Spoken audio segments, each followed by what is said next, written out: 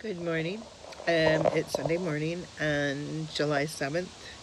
First, I want to say happy birthday to somebody who is very special to me. Happy birthday, Mike. Not supposed to use your name, but I'm going to. You know who you are. And happy birthday, 58. Oh my goodness. And so, exactly, almost 2 weeks after you, I'm going to be 56. So, wow. Anyways, and so happy birthday. I love you. So I want to talk today about recovery and what recovery has looked like, what I've done, what some of the aspects of recovery have been in my cancer journey. And I'm going to begin with the first part of recovery from cancer. It begins from the day that you go to the doctor over some kind of feeling that you have, wherever that feeling is. If you have a feeling that something's wrong, do not ignore that feeling, go to the doctor. Excuse me, I'm putting my coffee down. So do not ignore that feeling, go to the doctor. So I want to talk about the beginnings of my recovery, because the very beginning of my recovery was actually the place and the time when I started having a feeling of dread in the pit of my stomach.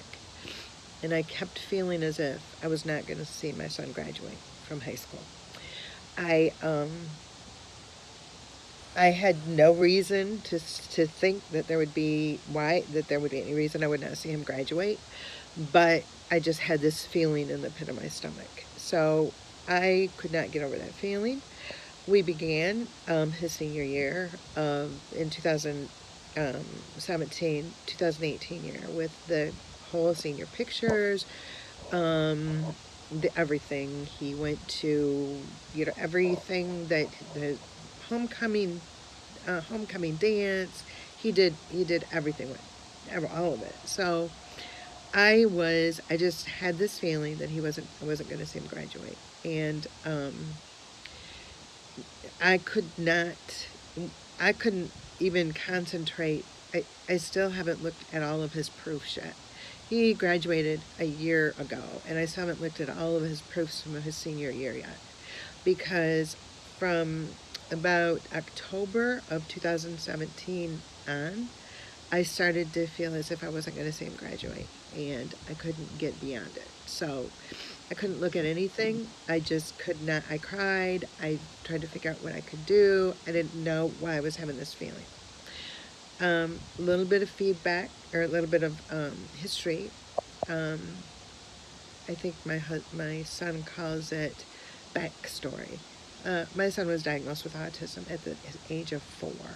And when he was diagnosed, we were told that we would likely have to prepare him for institutionalization at the time of his diagnosis. At the very beginning of his school career, um, he was diagnosed with an IQ of, I think, very low, and he was diagnosed with cognitive impairment. They confirmed the medical diagnosis of the autism, and went on to basically say that it's likely that he wasn't going to graduate till he was 27, and that at that point we may need to look at group homes, and that no, absolutely not. That was not an option. Group homes were never going to be an option. Institutionalization wasn't an option. The only thing that was an option is that he was graduating from high school and going to college. So that was the only option that there was. And in about fourth grade, third grade, fourth grade, my son started to communicate with more than just myself and my husband.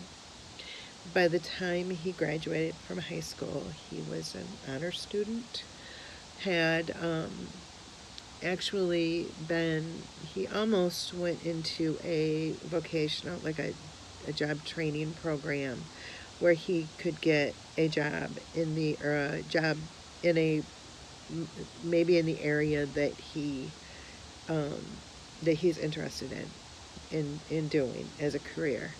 and he could have started that in his junior year. And I was told by his counselor that he was the only one that in the school that was just qualified, that had everything they needed to be in that program, but they didn't say anything to us about it until it was almost time for him to graduate. So in some ways there was some issues with that, because my son um, may very well have been already had 2 years of college behind him had he have started that program. It was a high school program, college credit program, and with job experience. So by the time he graduated, you it, it's clear that he's autistic. Initially, he just looks like he's shy, but then he struggles with just basically, I think, a lot of things a lot of us struggle with.